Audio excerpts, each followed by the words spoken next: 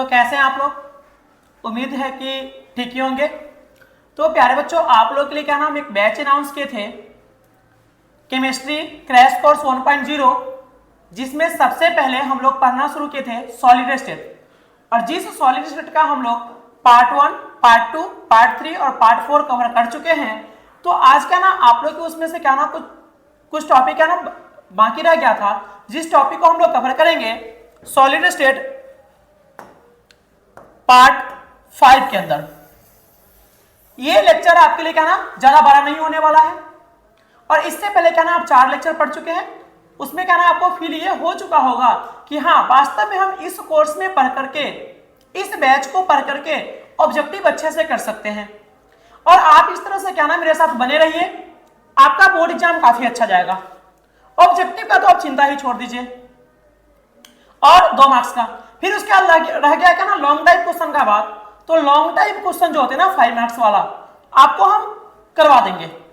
तो आइए बिना टाइम वेस्ट किए बढ़ते हैं टॉपिक की तरफ, क्योंकि समय क्या ना काफी कम है। तो इससे पहले क्या ना हम लोग टॉपिक कवर कर चुके थे प्यारे बच्चों 9 टॉपिक, मतलब कि पहला चैप्टर का 9 टॉपिक हम कवर कर चुके थे। इसमें क्या ना 10वां टॉपिक आपको पढ़ना है, जो टॉपिक है ना इलेक्ट्रिकल प्रॉपर्टीज है, मतलब कि वैद्युतीय गुण। इस इलेक्ट्रिकल प्रॉपर्टीज में सबसे पहले हम पढ़ेंगे कंडक्टर के बारे में कि कंडक्टर्स होते क्या। तो वैसा सबस्टेंस जिससे होके इलेक्ट्रिसिटी आसानी से पास हो जाए उसे हम बोलेंगे कंडक्टर। अब क्या ना आपके लिए क्या नहीं क्रैश कोर्स है, इसमें क्या ना ज्यादा हम डेप्थ नहीं जाएंगे, बस उसी टर्म को क्या नाम देखेंगे जहां से क्या ना बोर्ड एग्जाम में क्वेश्चन आने की संभावना क्या है, बहुत ज्यादा है। तो कंडक्टर्स का सबसे पहले हम देखते हैं इलेक्ट्रिकल कंडक्टिविटी। इलेक्ट्रिकल कंडक्टिविटी मतलब कि वैद्युत चालकता। तो यहाँ पे इलेक्ट्रिकल कंडक्टिविटी जो होते हैं कंडक्टर का प्यारे बच्चों, वो होता है 10 की पावर 4 से 2 मतलब होता है से 2 मतलब क्या होता है से 10 के power 7 ohm inverse metre inverse, मतलब कि 10 के पावर 4 से 10 के power 7 ohm inverse metre inverse. जहां पे ये ओम इनवर्स मीटर इनवर्स क्या है ना इस इलेक्ट्रिकल कंडक्टिविटी का यूनिट है, मतलब कि मात्रक है। और कैसा मात्रक है? तो ये ऐसा ही मात्रक है, ठीक है। चलिए उसके बाद हम बात करते हैं कंडक्टर के वास्ते मूव करते हैं इंसुलेटर्स की तरफ। तो कुछ ऐसे सबस्टेंस होते हैं जिससे होकर करंट पास नहीं करता है, उस सबस्टेंस को बोलते हैं इंसुलेटर्स। देखिए अब क्या ना बात करते हैं इसका जो इलेक्ट्रिकल कंडक्टिविटी होता है बहुत क्या ना कम होता है, 10 के पावर -20 से 10 के पावर -10 तक ओम इनवर्स मीटर इनवर्स। तो आप क्या ना इलेक्ट्रिकल कंडक्टिविटी का वैल्यू कंडक्टर के लिए, इंसुलेटर के लिए और साथ ही साथ इस सेमी कंडक्टर के लिए आप याद रखिए कि जिस सेमी कंडक्टर का इलेक्ट्रिकल कंडक्टिविटी 10 के पावर -6 से 10 के power 4 ohm inverse metre inverse होता है। तो अब क्या ना कंडक्टर और इंसुलेटर के बारे में और कुछ नहीं पढ़ेंगे, बस आपको क्या ना ये इसके लिए इलेक्ट्रिकल कंडक्टिविटी आपको याद रखना है। हो सके आपके बोर्ड एग्जाम में ये पूछ दिया जाए आपसे कि आप हमको ये बता दीजिए कि कंडक्टर्स जो होते हैं उसका इलेक्ट्रिकल कंडक्टिविटी कितना होता है। तो आपको यह बताना है कि जो कंडक्टर होते हैं उसका इलेक्ट्रिकल कंडक्टिविटी होता है 10 के पावर 4 से 10 के पावर 7। सेम क्या ना आपसे इंसुलेटर और सेमी कंडक्टर के लिए पूछ सकता है, लेकिन नहीं सेमी कंडक्टर के लिए अगर हम बात करें तो सेमी कंडक्टर में और भी क्वेश्चन आपसे पूछा जा सकता है। तो चलिए बढ़ते हैं थोड़ा सा और आगे की तरफ। तो यहाँ पे हम ये बोले कि टेम्परेचर अगर हम इंक्रीज करें, टेम्परेचर इंक्रीज करें मतलब कि टेम्परेचर को ऊपर की तरफ हल्का सा बढ़ाए, तो कंडक्टिविटी ऑफ सेमी कंडक्टर ये इंक्रीज करता है। मान लीजिए कोई सेमी कंडक्टर है वो कम हीट पे क्या है ना उतना अच्छा कंडक्टर नहीं करेगा इलेक्ट्रिसिटी को, लेकिन जब भी क्या ना उसमें हम टेम्परेचर को ऐड करते हैं, टेम्परेचर बढ़ाते हैं उसके साथ साथ, तो क्या ना वहां पे कंडक्टिविटी बढ़ने लग जाता है। अगला TiO3। TiO3 एक ऐसा कंपाउंड है जो कंडक्टर तो है एज वेल एज इंसुलेटर भी है, मतलब कि ये कंडक्टर के साथ इंसुलेटर भी है, मतलब कि चालक भी है और कुचालक भी है। अब ये किस बात पे डिपेंड करता है प्यारे बच्चों? तो ये डिपेंड्स करता है डिपेंड्स अपॉन टेम्परेचर, कि ये टेम्परेचर पे डिपेंड करता है। TiO3 ये एक ऐसा कंपाउंड है आपके सामने जो क्या है ना कंडक्टर भी है और इंसुलेटर भी है, लेकिन ये किस पे डिपेंड करता है? तो टेम्परेचर पे। तो इस बात को भी आप याद रखें और इस बात को भी आप याद रखें कि टेम्परेचर बढ़ने से कंडक्टिविटी ऑफ सेमीकंडक्टर बढ़ता है, साथ ही साथ TiO3 जो है वह कंडक्टर है एज वेल एज क्या है, इंसुलेटर है, और ये जो है ना ये डिपेंड करता है टेम्परेचर पे। तो आइए हम बढ़ते हैं नेक्स्ट स्लाइड की तरफ, जहां पे हमको पढ़ना है टाइप्स ऑफ सेमीकंडक्टर। देखिए सेमीकंडक्टर के प्रकार कि कितने प्रकार के सेमीकंडक्टर होते हैं। तो सबसे पहले होते हैं एन टाइप सेमीकंडक्टर और दूसरा होता है पी टाइप सेमीकंडक्टर। तो आइए क्या ना हम पी टाइप और एन टाइप सेमीकंडक्टर के बारे में बात करते हैं। तो क्या है ना आप लोगों के दिमाग में आज तक क्या ना चल रहा होगा कि सर हम पी टाइप से एन टाइप में चले जाते हैं, एन टाइप से पी टाइप में चले जाते हैं, हमको तो ये पहले ही नहीं पड़ता है कि कब पी टाइप बोले कब एन टाइप बोले। तो आज के बाद से क्या ना आपका ये झंझट क्या है खत्म। इसके लिए क्या ना एक शानदार सा आपके लिए हम ट्रिक बताने वाले हैं, एकदम अच्छा सा ट्रिक। चलिए तो सबसे पहले हम नोट को देख लेते हैं। यहाँ पे जो हम लिखे silicon and germanium are called intrinsic semiconductor, ये एक तरह का इंट्रिंसिक क्या है ना सेमीकंडक्टर है। तो हम जो भी सेमीकंडक्टर बनाएंगे उसमें सिलिकॉन और जर्मेनियम को यूज करेंगे। तो सबसे पहले यहाँ पे आप देख लीजिए सिलिकॉन और जर्मेनियम ये दो है। अब क्या है ना इस दो के साथ हम मिक्स करना शुरू करते हैं। अब किसको मिक्स करेंगे, तो ये क्या है ना पी ब्लॉक के एलिमेंट है, तो इसके साथ हम पी ब्लॉक का मिक्स करेंगे। और ये क्या है ना ग्रुप 14th के हैं, किसके प्यारे बच्चों, ग्रुप 14th। आप पढ़े होइएगा कहे शिव जी सुनो पार्वती, उसी में का ये है, ठीक है। तो यहाँ पे ग्रुप क्या ना ये 14 के हैं, ग्रुप 14th के हैं, ठीक ना। और इसका जो वैलेंस इलेक्ट्रॉन होता है प्यारे बच्चों, वैलेंस इलेक्ट्रॉन ये होते हैं 4, कितने होते हैं 4 होता है। अब क्या है ना इसके साथ या तो हम ऐड करेंगे, इसके साथ या तो हम ऐड करेंगे किसको, ग्रुप 13 वाला को,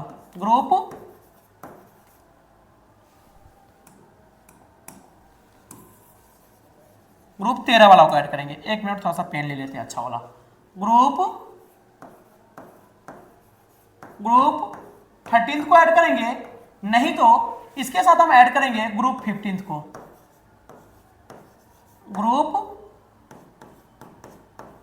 15 को, मतलब कि 15वां ग्रुप ऐड करेंगे। अब आइए थोड़ा सा इधर ध्यान दीजिए बोर्ड पे, क्योंकि ये जो ट्रिक आपके लिए बहुत अच्छा है, इतना सिंपल इससे आपका बन जाएगा semiconductor P type N type कि आप कहीं भी रहिए आंसर सही कर लीजिएगा, जैसे भी रहिए जिस मोड में रहिए आपका आंसर कभी गलत नहीं होगा। तो यहां पे क्या है ना ये जो ग्रुप 30 के एलिमेंट है इसमें हम लेते हैं एल्युमिनियम और गैलियम को लेते हैं। ग्रुप 15 से हम 2 को लिखेंगे, जैसे होता है नाइट्रोजन फास्फोरस आर्सेनिक, तो नाइट्रोजन को छोड़ेंगे लेंगे फास्फोरस को और इसके साथ लेंगे आर्सेनिक को। तो एक बार क्या ना इस सिलिकॉन में को हम एल से मिक्स कर एल के साथ डोपिंग करेंगे और एक बार क्या ना सिलिकॉन को हम फास्फोरस के साथ देख लेंगे, दूसरा जर्मेनियम के साथ गैलियम को देख लेंगे और जर्मेनियम के साथ आर्सेनिक को देख लेंगे। तो यहाँ पे जो ग्रुप 14 के जो होते हैं ना उसका वैलेंस इलेक्ट्रॉन होता है कितना 4। उसी तरह से जो ग्रुप 15 के एलिमेंट होता है इसका वैलेंस इलेक्ट्रॉन ये होता है 5 प्यारे बच्चों। अभी क्या है ना इसके रेस्पेक्ट में ये इलेक्ट्रॉन रिच है, मतलब कि 4 के अपेक्षा ये क्या है ना इलेक्ट्रॉन के मामले में रिच है, मतलब कि धनी है, अमीर है, ठीक है। तो अब ये किसको बोलेंगे, ये इलेक्ट्रॉन रिच होते हैं, इलेक्ट्रॉन रिच होते हैं, मतलब कि इलेक्ट्रॉन के मामले में ये धनी होता है। और इस 14 नंबर के अपेक्षा जो 13 नंबर का है ना ये इलेक्ट्रॉन के मामले में गरीब होता है, तो ये क्या होते हैं इलेक्ट्रॉन डेफिशिएंट होते हैं, इलेक्ट्रॉन डेफिशिएंट होते हैं। अब आ जाइए, अब जरा देखिए अगर क्या है ना इस 14 वाले में हम 13 को ऐड करें, किसको ऐड करें 13 को, तो यह बेचारा यहाँ के पास कितना है, इसके पास इलेक्ट्रॉन होता है वैलेंस इलेक्ट्रॉन होता है 3। अब बताइए ये बेचारा 13 है, इसको हम 14 वाला के साथ मिक्स कर रहे हैं सिलिकॉन और जर्मेनियम के साथ। तो अब जरा हमको ये बताइए आप कि 14 के सामने 13 छोटा है या बड़ा, तो आप कहिएगा सर छोटा है, तो मतलब कि इसके सामने ये बेचारा सिलिकॉन बड़ा है, मतलब कि पॉजिटिव है, क्या है वो पॉजिटिव। तो आइए हम बात करते हैं पी टाइप सेमीकंडक्टर का, कि अगर हम सिलिकॉन को किसके साथ मिक्स करते हैं एल्युमिनियम के साथ, सिलिकॉन को किसके साथ एल्युमिनियम के साथ, तो ये जो सिलिकॉन है एल्युमिनियम के सामने क्या है बड़ा है, क्या कि ये 13 के है और ये 14 का, ये याद रखने का एक ट्रिक है। तो ये जो है ना सिलिकॉन जो है ना इस एल्युमिनियम के सामने 12 है, तो 12 है मतलब कि पॉजिटिव है, और पॉजिटिव है मतलब कि पी टाइप के सेमीकंडक्टर यहाँ पे बनेंगे, क्या बनेंगे पी टाइप के। चलिए अब क्या ना हम ये भी बोल सकते हैं कि पी टाइप सेमीकंडक्टर बनाने के लिए हम ग्रुप 14 वाले में किसको मिक्स करते हैं, जिसका वैलेंस इलेक्ट्रॉन 3 होता है। अब क्या ना इसके बाद हम बोले कि इस फास्फोरस के सामने ये बेचारा सिलिकॉन, फास्फोरस के सामने ये बेचारा जो सिलिकॉन है बड़ा है कि छोटा है, तो बोलेगा सर जी फास्फोरस 15 और ये 14, इसका वैलेंस इलेक्ट्रॉन 5, इसका वैलेंस इलेक्ट्रॉन 4, तो ये बेचारा फास्फोरस के सामने छोटा है, और छोटा मतलब कि निगेटिव है उसके सामने, और निगेटिव है तो बनेगा एन टाइप सेमीकंडक्टर। तो यहाँ पे देख लीजिए सिलिकॉन को अगर हम फास्फोरस के साथ किए तो ये किसके कैटेगरी में है, एन टाइप, किसके कैटेगरी में है, एन टाइप में। अब क्या ना इसके बाद अगर हम बात करते हैं अगला कि गैलियम के साथ जर्मेनियम को, ये गैलियम जर्मेनियम जो है ना, ये बड़ा ये जर्मेनियम जो है ना इस गैलियम की अपेक्षा क्या है, बड़ा है, तो पॉजिटिव बनेगा। फिर से आप देखिए गैलियम को किसके साथ रख दिए, जर्मेनियम के साथ। अब क्या ना इस जर्मेनियम के साथ हम किसको रखें, आर्सेनिक को, तो यहाँ पे आर्सेनिक के सामने जर्मेनियम हो गया छोटा, क्योंकि आर्सेनिक है 15 के, जर्मेनियम है 14 के, तो यहाँ पे जब छोटा हो गया तो बनेगा एन टाइप सेमीकंडक्टर। तो अब हम यहाँ पे देखिए कि प्यारे बच्चों जब 14 वाले को, ग्रुप 14th एलिमेंट को, ग्रुप 14th एलिमेंट को उससे बड़े ग्रुप वाले मतलब कि 15 वाले के साथ हम मिक्स करते हैं तो बन जाता है एन टाइप, क्योंकि 14 जो है ना 15 वाले के सामने छोटा पड़ जाता है, जब छोटा पड़ा तो निगेटिव उसके सामने इसका वैल्यू, तो क्या हो गया वहां पे एन टाइप सेमीकंडक्टर। तो यही बात यहाँ पे लिखे हैं एन टाइप सेमीकंडक्टर में कि when silicon and germanium doped with group 15 element, कि जब सिलिकॉन और जर्मेनियम का डोपिंग हम करते हैं ग्रुप 15 के साथ, किसके साथ, ग्रुप 15 के साथ, क्योंकि सिलिकॉन जर्मेनियम 14 के हैं और उसको 15 वाला के सामने रखे तो 14 बेचारा 15 के सामने छोटा पड़ेगा, और छोटा पड़ेगा तो निगेटिव, निगेटिव इसलिए एन टाइप, निगेटिव से मतलब कि एन टाइप याद रखिए आप। चलिए यहाँ पे कहना जैसे सिलिकॉन हो गया, इसको फास्फोरस के साथ रखे तो सिलिकॉन 14 के, फास्फोरस 15 के, और ये जो फास्फोरस है ये इलेक्ट्रॉन रिच इंप्यूरिटीज है, और यहाँ पे इसका वैलेंस इलेक्ट्रॉन होता है 5, तो आपको इसमें तकलीफ नहीं होना चाहिए। अब इसके बाद अगर हम बात करते हैं यहाँ पे जर्मेनियम को फिर से रखते हैं आर्सेनिक के साथ, तो जर्मेनियम हो गया ग्रुप 14 के और आर्सेनिक हो गया ग्रुप 15 के, तो हम ये बोलेंगे कि ये जो जर्मेनियम है इस आर्सेनिक, ये जो 14 वाला है ये 14 वाला है, और ये क्या वाला है 15 वाला, तो 14 वाला को 15 वाला के साथ रखे तो ये 14 वाला बेचारा इस 15 वाला के सामने क्या ना छोटा पड़ेगा, तो यहाँ पे बनेगा एन टाइप सेमीकंडक्टर। आज हम बात करते हैं पी टाइप में। अभी क्या ना इस जर्मेनियम को हम रखे एल्युमिनियम के साथ, तो सॉरी सिलिकॉन को रखे एल्युमिनियम के साथ, तो ये जो सिलिकॉन है ग्रुप 13 के है, सॉरी ये जो सिलिकॉन है ग्रुप 14 के है, और ये जो एल्युमिनियम है ग्रुप 13 के है। तो यहाँ पे जो ये सिलिकॉन ग्रुप 14 के है और ये बेचारा ग्रुप 13 वाला के साथ है, तो 13 वाला मतलब कि आप 13 वाला के सामने ये क्या है, 14 वाला बड़ा है, बड़ा मतलब कि पॉजिटिव है उसके सामने, यहाँ पे बनेगा पी टाइप सेमीकंडक्टर। तो इस तरह से आपको पी टाइप एन टाइप याद रहना चाहिए कि सर जब हम 13 वाला के साथ 13 वाला के साथ 14 वाला को रखे तो 14 वाला क्या ना 13 वाला से 12, 14 वाला 13 वाला से क्या है 12 है, तो यहाँ पे क्या ना बनेगा पॉजिटिव, लेकिन वही 14 वाला के 15 वाला के सामने रखेंगे तो 15 वाला के सामने क्या हो जाएगा 14 वाला छोटा, तो वहां पे बनेगा एन टाइप सेमीकंडक्टर। तो आप ये बात याद रखिए, या सिंपल सी बात कि अगर 14 वाला को हम 13 वाला के साथ रखें तो 13 में से 14 घटाएंगे तो क्या बनेगा, क्या बनेगा बताइए, 14 वाला को अगर हम 13 वाला के साथ रखते हैं तो 13 छोटा 14 वाला तो पॉजिटिव, 14 वाला को 15 वाला के साथ रखते हैं तो 14 क्या हो गया 14 छोटा और 15 क्या हो गया 12, तो उसके सामने छोटा हो गया तो निगेटिव बनेगा। चलिए अब क्या ना इसके बाद हम बात करते हैं नेक्स्ट ऑब्जेक्टिव की तरफ बढ़ते हैं प्यारे बच्चों। यहाँ पे क्या ना when pure silicon doped with phosphorus, अब बताइए सिलिकॉन किसका है वो, सिलिकॉन ये जो है ना ये है 14 का, किसका है वो 14 का, इसको हम डोपिंग कर रहे हैं इसका फास्फोरस के साथ, ये फास्फोरस किसका है 15 का, तो जब ये सिलिकॉन बेचारा फास्फोरस 15 के साथ जाएगा तो बताइए इस ये जो 14 वाला है इसके सामने क्या रहेगा, छोटा रहेगा कि बड़ा, तो छोटा रहेगा सर जी, तो छोटा रहेगा तो क्या उसके सामने निगेटिव है, निगेटिव तो क्या बनेगा एन टाइप सेमीकंडक्टर बनेगा। इसमें कोई दिक्कत अगर है तो बोलिए आप कमेंट के माध्यम से। चलिए to get N type semiconductor, हमको एन टाइप सेमीकंडक्टर बनाना है, क्या बनाना है एन टाइप सेमीकंडक्टर हमको बनाना है। कैसा semiconductor N type, from silicon, किससे वो सिलिकॉन से, किसे बनाना है सिलिकॉन से। It should be doped with a substance with valence electron, अब इसको हम किस सबस्टेंस के साथ मिक्स करें तो एन टाइप बनेगा, तो हम पहले ये बोले कि सर जी इसको एन टाइप बनाने के लिए इसको हमको छोटा करना पड़ेगा। ये 14 है, 14 तब छोटा होगा जब इसके सामने क्या आ जाएगा 15, मतलब कि फास्फोरस आ जाएगा। अब फास्फोरस का वैलेंस इलेक्ट्रॉन कितना होता हुआ 5 होता है। ये वाला आपका हो गया करेक्ट आंसर। चलिए हम बढ़ते फिर से नेक्स्ट स्लाइड की तरफ। Silicon doped with electron rich impurities. Silicon क्या है इलेक्ट्रॉन रिच इंप्यूरिटी के साथ डोपेट किया जाता है। तो सिलिकॉन हो गया और इसके साथ इलेक्ट्रॉन रिच क्या होता है फास्फोरस, तो ये हो गया 14 और ये हो गया 15 और ये होते हैं इलेक्ट्रॉन रिच, ये होते हैं इलेक्ट्रॉन रिच होते हैं। तो जब क्या है ना हम सिलिकॉन को फास्फोरस के साथ मिक्स करेंगे तो क्या बनेगा वो, तो ये क्या है ना ये जो सिलिकॉन है इस फास्फोरस के सामने पड़ेगा छोटा और छोटा पड़ेगा तो उसका वैल्यू नेगेटिव, तो बनेगा एन टाइप सेमीकंडक्टर। चलिए आगे की तरफ बढ़ते हैं। आगे आपका है मैग्नेटिक प्रॉपर्टी, जो इस चैप्टर का क्या है लगभग लास्ट टॉपिक है आपका। इसका क्या ना एक छोटा सा हम इंपॉर्टेंट टर्म्स देख लेंगे। यहाँ पे क्या ना पैरामैग्नेटिक सबस्टेंस, तो वैसा सबस्टेंस जिसके पास क्या ना अनपेयर्ड इलेक्ट्रॉन, अनपेयर्ड इलेक्ट्रॉन, कैसा अनपेयर्ड इलेक्ट्रॉन लगभग 0 के बराबर ना हो उसको पैरामैग्नेटिक बोलेंगे। और वैसा सबस्टेंस जिसके पास अनपेयर्ड इलेक्ट्रॉन, अनपेयर्ड इलेक्ट्रॉन 0 के बराबर हो उसको बोलेंगे डायामैग्नेटिक। तो यहाँ पे क्या ना ये partially attracted by a magnetic field, ये क्या ना किसी मैग्नेटिक फील्ड के द्वारा आंशिक रूप से आकर्षित किया जाता है, मतलब कि उतना अच्छा से ना हल्का हल्का अपनी तरफ अट्रैक्ट करेगा, तो इसको बोलेंगे पैरामैग्नेटिक। और डायामैग्नेटिक वो होते हैं जो क्या ना weekly repelled by magnetic field, मतलब कि मैग्नेटिक फील्ड को हल्का सा पुश करेगा, हल्का सा ऐसे धक्का मारेगा, ठीक है। तो यहाँ पे क्या ना इसका एग्जाम्पल आप यहाँ पे O2 याद रखिए कि O2 पैरामैग्नेटिक होता है।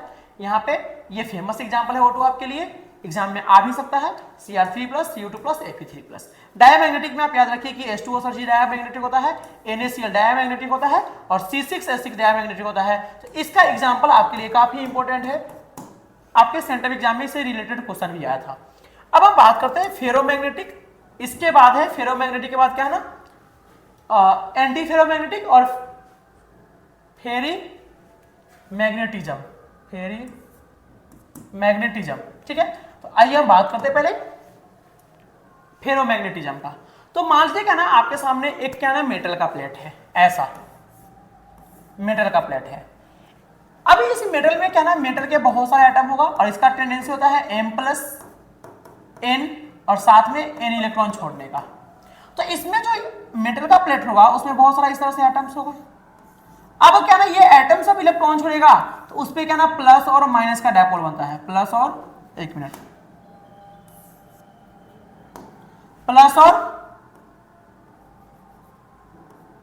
प्लस और माइनस का डायपोल ऐसे बनेगा, ऐसे प्लस और माइनस का डायपोल।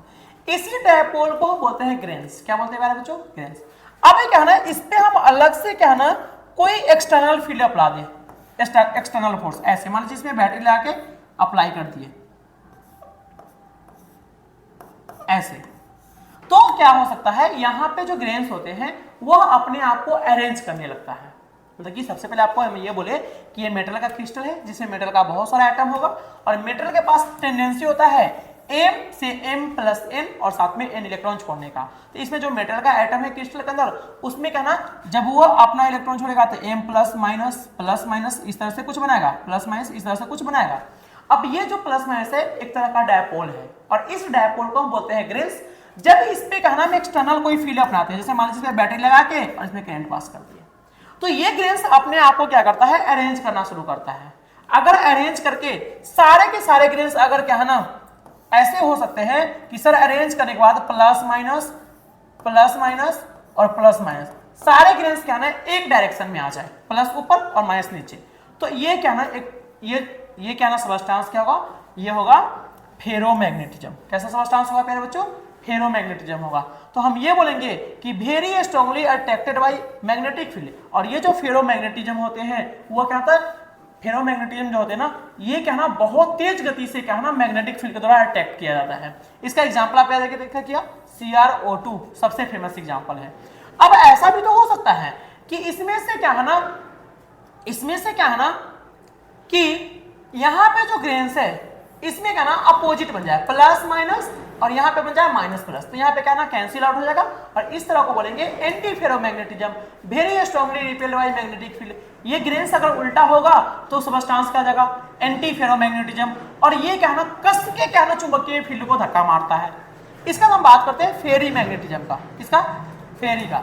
अब क्या ना यहाँ पे क्या ना अगर क्या ना ग्रेन्स क्या ना कुछ इस तरह से अपने आप को रीअरेंज करता है, कुछ ग्रेन्स सही अपने डायरेक्शन में होगा और साथ ही कुछ ग्रेन्स क्या होगा यहाँ पे प्लस होगा और माइनस होगा, कुछ अपोजिट डायरेक्शन में होगा, तो इस तरह का सबस्टांस बोलते हैं फेरी मैग्नेटिज्म।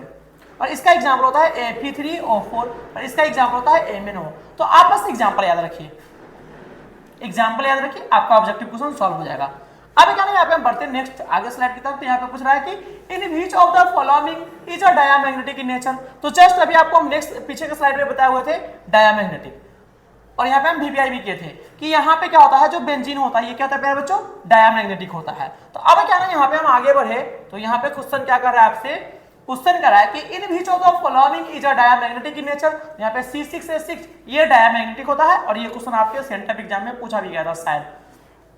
चलिए अब क्या ना हम बढ़ते हैं यहाँ पे करा कि फेरी मैग्नेटिज्म सबस्टांस, इसमें से कौन ऐसा है जो फेरी मैग्नेटिज्म है, कैसा है फेरी मैग्नेटिज्म। तो जस्ट आपको हम पीछे के स्लाइड में बताया जाए कि कुछ ऐसे सबस्टांस होते हैं जिसमें ग्रेन्स क्या ना कुछ ग्रेन्स एक जैसे रीअरेंज कर ले और कुछ ग्रेन्स क्या ना उसके अपोजिट रीअरेंज कर ले, मतलब कि कुछ ऐसा ग्रेन्स होगा जो एक जैसा रीअरेंज करता है, मतलब कि प्लस तो प्लस माइनस तो माइनस, और कुछ ऐसे भी ग्रेन्स होते हैं माइनस तो प्लस फिर माइनस तो प्लस, इस तरह के सबस्टांस को बोलते हैं फेरी मैग्नेटिज्म। तो आइए हम बढ़ते हैं क्वेश्चन की तरफ। तो आपसे यहाँ पे पूछ रहा था फेरी मैग्नेटिज्म, तो फेरी मैग्नेटिज्म क्या हो गया यहाँ पे Fe3O4, ये भी क्या ना आपके लिए इंपॉर्टेंट है। चलिए in which of the following is a ferromagnetism, इसमें से कौन है जो फेरोमैग्नेटिज्म है। तो आपको हम यहाँ पे फेरोमैग्नेटिज्म के बारे में क्या बताए हुए थे, आ जाइए थोड़ा सा पीछे के स्लाइड पे, फेरोमैग्नेटिज्म बता देते हैं आपको पहले। फेरोमैग्नेटिज्म में आपको हम ये बताए थे, फेरोमैग्नेटिज्म में आपको ये बताए थे कि अगर क्या ना कोई मेटल का क्रिस्टल है उसमें अगर हम एक्सटर्नल फील्ड लगाए, क्या लगाए एक्सटर्नल फील्ड, अगर क्या ना सारे के सारे उसका ग्रेन्स क्या हो जाए प्यारे बच्चों अपने आप को रीअरेंज के एक डायरेक्शन में जाए, अपने आप को रीअरेंज करे और रीअरेंज करने के बाद एक डायरेक्शन में जाए तो उसको बोलते हैं फेरोमैग्नेटिज्म। और इसका सबसे फेमस एग्जांपल आपको बताते हैं कि CrO2 और साथ में होता है Fe और साथ में होता है निकल। तो यहाँ पे क्या ना आपसे क्वेश्चन क्या पूछ रहा था, आ जाइए फेरोमैग्नेटिज्म के एग्जांपल, तो आपको क्या पता है CrO2, यहाँ पे क्या हो गया ये फेरोमैग्नेटिज्म का आंसर हो गया। चलिए नेक्स्ट स्लाइड की तरफ बढ़ते हैं। तो यहाँ पे क्या ना सम इंपोर्टेंट टॉपिक है आपके लिए, कुछ छोटा सा क्या ना टॉपिक है जो पीछे का बात है, यहां से ही बोर्ड एग्जाम क्वेश्चन पूछता है। सबसे पहले बात करते हैं रेडियस रेशियो का। तो ये होता है small r upon capital R। यहाँ पे जो स्मॉल r होते हैं उसको बोलते हैं रेडियस ऑफ कैटायन और स्मॉल r होता है रेडियस ऑफ एनायन। अगर हम बात करते हैं जरा आप यहाँ पे गौर से देखिएगा, ये जो रेडियस रेशियो होते हैं स्मॉल r अपॉन R होता है, ये जो रेडियस रेशियो है स्मॉल r अपॉन क्या होता है बच्चों R होता है। यहाँ पे स्मॉल r होता है रेडियस ऑफ कैटायन और ये कैपिटल R होता है रेडियस ऑफ एनायन। यहाँ पे अगर आपसे हम ये बोले कि रेडियस अगर मतलब कि स्मॉल r बढ़ेगा, स्मॉल r बढ़ेगा मतलब कि यहाँ पे ये जो रेडियस रेशियो होते हैं, रेडियस जो रेशियो होते हैं ना, रेडियस रेशियो जो होता है ना ये होता है small r upon capital R। अगर हम इस स्मॉल r को बढ़ाएं तो ऊपर वाला वैल्यू बढ़ रहा है, जब अभी क्या ना ये डायरेक्टली प्रोपोर्शनल है, ये बढ़ेगा तो ई भी बढ़ेगा, मतलब कि रेडियस रेशियो बढ़ेगा और साथ साथ स्टेबिलिटी क्या होता है बढ़ता है। अगर हम इसको घटा देंगे तो ये रेडियस रेशियो क्या होगा घटेगा। अगर हम इसको घटाएंगे, ये जो रेडियस रेशियो आपके सामने है तो यहाँ पे क्या है रेडियस रेशियो घटना शुरू हो जाएगा, ताकि हम ऊपर वाले वैल्यू को घटा रहे हैं तो ये घटेगा, तो यहाँ पे r घटाएंगे तो ये रेडियस रेशियो घटेगा, स्टेबिलिटी क्या होगा कमेगा। अब क्या है यहाँ पे क्या ना कुछ हम लिमिटिंग रेडियस रेशियो का डाटा लिखे हुए हैं जो आपके बोर्ड एग्जाम के लिए इंपॉर्टेंट है। सबसे पहले अगर क्या ना बात करते हैं कि 0 पॉइंट कहां से 0.155 से 0.155 से अगर क्या ना बड़ा होगा रेडियस रेशियो और 0.225 से क्या होगा छोटा होगा। फिर से सुनिए 0.155 से बड़ा होगा रेडियस रेशियो और 0.225 से छोटा होगा तो उसका कोऑर्डिनेशन नंबर होगा 3 और इसको बोलेंगे इस किस टाइप के वॉइड में पाया जाएगा, ट्रायगोनल प्लेनर वॉइड के अंदर पाया जाता है। ये जो है ना ये ट्रायगोनल प्लेनर वॉइड के अंदर पाया जाता है। अगर रेडियस रेशियो 0.2255 से बड़ा होगा और 0.414 से छोटा होगा, तो इसके लिए कोऑर्डिनेशन नंबर होगा 4। और इस तरह का जो है ना रेडियस रेशियो वो पाया जाता है कहाँ पे, टेट्राहेड्रल क्वाड्रेंट के अंदर। अगर मान लीजिए 0.414 से 0.414 से क्या होगा रेडियस रेशियो, बड़ा होगा, और 0.732 से क्या होगा, छोटा होगा। देखिए 0.414 से क्या होना चाहिए, बड़ा होना चाहिए रेडियस रेशियो को, और 0.732 से क्या होना चाहिए, छोटा। तो यहाँ पर होगा 6, वही क्या ना 0.732 से बड़ा होगा और 1 से छोटा होगा, तो यहाँ पर होना चाहिए 8। तो आप ये रेडियस रेशियो और उसके साथ कोऑर्डिनेशन नंबर याद रखिए। यहाँ से 1 मार्क का, मतलब कि 1 मार्क का ऑब्जेक्टिव आपके लिए आपसे पूछा जा सकता है।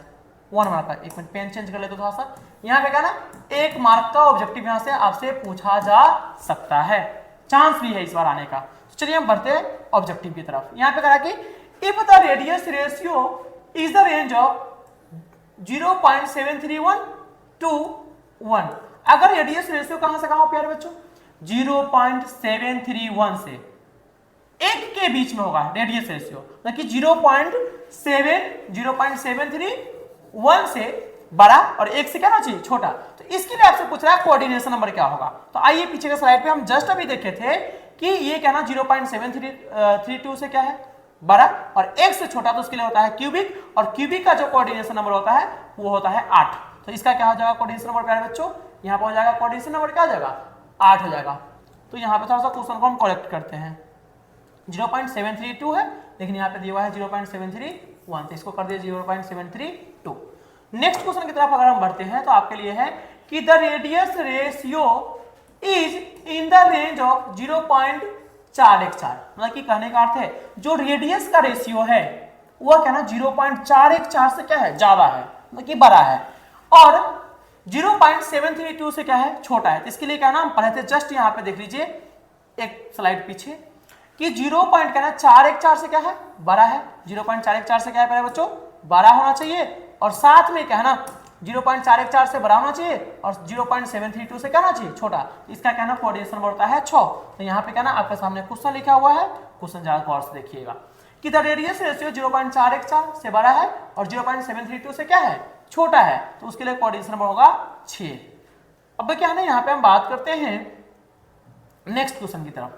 यहाँ पे कहा कि सम आयनिक क्रिस्टल्स, कुछ आपके सामने क्या है ना आयनिक क्रिस्टल दिया हुआ है, मतलब कि आयंस के क्रिस्टल्स है, और ये आपका क्या ना लास्ट टॉपिक होगा, यहाँ से भी ऑब्जेक्टिव आते हैं। तो इस आयन के क्रिस्टल में क्या ना आपसे ये कह रहा है कि जो NaCl है, NaCl सोडियम क्लोराइड, उस सोडियम क्लोराइड का में Na का और Cl का दोनों का कोऑर्डिनेशन नंबर 6 होता है, मतलब कि कहने का अर्थ है एक Na के चारों तरफ, एक Na के चारों तरफ 6 Cl होगा, और एक Cl के चारों तरफ भी क्या होगा, 6 Na होगा, तब जाकर उसका 6:6 होगा, 6:6 होगा। यहाँ पे ये जो है ना ये Na का हो गया, ये पहला Na का, ये दूसरा Cl का, मतलब कि एक Na के राउंड 6 Cl और एक Cl के राउंड 6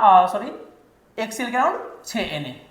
अब कहते हैं CaCl का बात करते हैं, CaCl का, तो CaCl का होता है 8:8, मतलब कि अगर क्या ना हम CaCl का क्रिस्टल लेकर ऐसे देखिए खोद खोद के देखे तो हम ये पाएंगे कि एक गो CS के चारों तरफ 8 गो Cl झुका हुआ है, और एक Cl के चारों तरफ क्या ना 8 गो CS झुका हुआ है।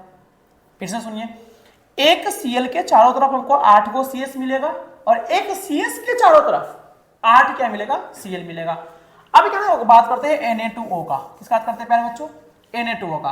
तो Na2O का हम ये देखें तो यहाँ पे हम ये देखेंगे, ये होता है Na का और ये होता है O का नंबर। तो अब ये जो O होते हैं ना, ये O होते हैं यहाँ पे, ये Na होते हैं। तो अगर हम Na का कोऑर्डिनेशन हम देखने जाएंगे, Na का, तो Na के चारों तरफ कौन होगा, O होगा। तो Na के तरफ चारों तरफ O होगा, और O का एटम कितना होगा, 8 होगा। तो हम ये बोलेंगे कि Na 8 वो O से सटा, तो Na का कोऑर्डिनेशन नंबर 8, लेकिन O कितना Na से सटेगा, 4 गो Na से सटेगा। तो Na मतलब कि ये जो O है ये 4 गो Na से सटेगा। जब ये O 4 Na से सटेगा तो उसका क्या होगा, कोऑर्डिनेशन नंबर इसका होगा 4, और इसका कितना होगा 8, और इसका होगा 4। आप ये देखिएगा। उसके बाद हम बात करते हैं CS ZNS का। ZNS में 4:4 है, तो बराबर में तो कोई दिक्कत है नहीं, जब दोनों का क्या ना अलग अलग रहेगा रेशियो तब जाकर दिक्कत क्रिएट होता है। तो अब क्या नाम बढ़ते हैं नेक्स्ट क्वेश्चन की तरफ। आपके सामने क्वेश्चन आता है कि in a solid each Cl is closely packed with how many CS, मतलब कि एक क्या ना आपसे बोला जा रहा है कि इन अ सॉलिड, मतलब कि एक सॉलिड के अंदर ईच Cl, मतलब कि प्रत्येक Cl closely packed with how many CS, मतलब कि एक Cl कितने CS से क्लोज पैक होते हैं। तो एक CaCl के राउंड, एक Cl के अराउंड मतलब कि एक क्लोरीन के राउंड 8 CS होते हैं। तो आप ये टेंशन लगा लीजिए, जस्ट आपको बताया है। In the crystal of CaCl, in the crystal of CaCl nearest neighbours of each CS ion are, देखिए अगर CaCl मतलब कि सीजियम क्लोराइड का क्या है, क्रिस्टल है, उस सीजियम क्लोराइड के क्रिस्टल में एक क्या है ना CS के राउंड मतलब कि एक सीजियम के राउंड कितने होंगे, तो 8 क्लोरीन होंगे। ताकि इसका क्या ना CaCl का कोऑर्डिनेशन नंबर होता है 8:8 मतलब कि एक CS के राउंड कितना 8 Cl और एक Cl के राउंड 8 CS। तो मतलब कि यहाँ पे CS दिया हुआ था, हम Cl वाला ऑप्शन लेंगे। तो यहाँ पे क्या ना 8 क्या होगा, 8 क्लोराइड आयन होगा, 8 क्लोराइड आयन। ये वाला आंसर क्या हो गया, सही हो गया। इसके बाद अगर हम जस्ट देखते हैं तो यहाँ पे करा कि इन CaCl structure in the coordination number of CS plus, देखिए CS प्लस का कोऑर्डिनेशन नंबर कितना होगा, तो CS प्लस का कोऑर्डिनेशन नंबर होगा 8, जो माइनस होगा, जो 8 होगा ना Cl माइनस के बराबर होगा। तो यहाँ पे लिखे हैं equal to that of Cl, equal to that of Cl, that is equal to 6। ये बात तो सही है कि CS के इक्वल, जो CS का जो कोऑर्डिनेशन नंबर होगा वो Cl के इक्वल होगा, लेकिन क्या ना डेट इज इक्वल टू 6, जो Cl 6 के बराबर नहीं होगा। क्या कि हमको पता है कि CaCl में 8:8 होता है। तो इस CS प्लस का अगर हम कोऑर्डिनेशन नंबर देखे जाए तो इस Cl माइनस के बराबर तो होगा, लेकिन किसके बराबर होगा, 8 के बराबर होगा। तो आइए हम चेक करते हैं, equal to that of Cl, that is equal to 8। यही तो सही है कि CS प्लस का जो कोऑर्डिनेशन नंबर होगा वह Cl माइनस के बराबर होगा, Cl माइनस के बराबर होगा, लेकिन वह Cl माइनस कितना होना चाहिए, 8 होना चाहिए। चलिए नेक्स्ट क्वेश्चन की तरफ बढ़ते हैं। How many chlorides ion are there around sodium ion in sodium chloride crystal. अगर हम मान लीजिए सोडियम क्लोराइड का लेते हैं, किसका लेते हैं बोले, सोडियम क्लोराइड का, तो सोडियम क्लोराइड का कोऑर्डिनेशन नंबर होता है 6:6 होता है। तो यहाँ पे 6:6 का अगर हम बात करें तो एक Na के राउंड 6 को Cl होगा और एक Cl के राउंड कितना होगा, 6 क्या होगा, Na होगा। यहाँ पे कोऑर्डिनेशन नंबर NaCl का कितना होता है, 6 होता है। चलिए हम बात करते हैं अगले क्वेश्चन की। इन NaCl that is coordination number of Cl minus, तो Cl माइनस का भी कितना होगा, 6 ही होगा, और Na का भी कितना होगा, 6 होगा। आगे क्या है, किस स्लाइड की तरफ बढ़ते हैं, तो coordination number of Na plus in rock salt, rock salt में क्या होगा, देखिए NaCl में कितना होगा, NaCl में 6:6 होता है, ताकि एक Cl के राउंड 6 गो Na और एक Na के राउंड 6 गो Cl। तो यहाँ पे करा कि Na प्लस का, तो Na प्लस के राउंड क्या होगा, 6 Cl माइनस होगा, तो कोऑर्डिनेशन नंबर हो जाएगा 6। आगे the number of Cl minus around in Na plus, the number of Cl minus around 1 Na plus in NaCl crystal. यहाँ पे भी आंसर क्या होगा मेरा बच्चों, 6 होगा। चलिए हम नेक्स्ट स्लाइड की तरफ बढ़ते हैं। तो आपका क्या हो गया, ये चैप्टर यहाँ पे हुआ कंप्लीट। बेस्ट ऑफ लक, आपका ये चैप्टर अच्छा रहे, आप बोर्ड एग्जाम में क्या है इस चैप्टर में जाके अच्छा परफॉर्मेंस करें, तो आप मेरे साथ बने रहिए। अब इसके बाद आपके लिए हम लेकर के आएंगे नेक्स्ट चैप्टर जो आपका होगा सॉल्यूशन। तो सॉल्यूशन को फिर से हम कवर करना शुरू करेंगे, 4 पार्ट में हम सॉल्यूशन को कवर कर लेंगे। तो प्यारे बच्चों, अगर आप लोगों को अच्छा लग रहा है तो आप क्या है इजी केमिस्ट्री STM के यूट्यूब चैनल से जुड़िए, और क्या ना आपको हम इससे भी बेहतरीन कंटेंट प्रोवाइड करने का प्रयास करेंगे। आप इसी तरह से आप हमसे जुड़े रहिए। तो आज के लिए इतना ही, मिलते हैं नेक्स्ट वीडियो।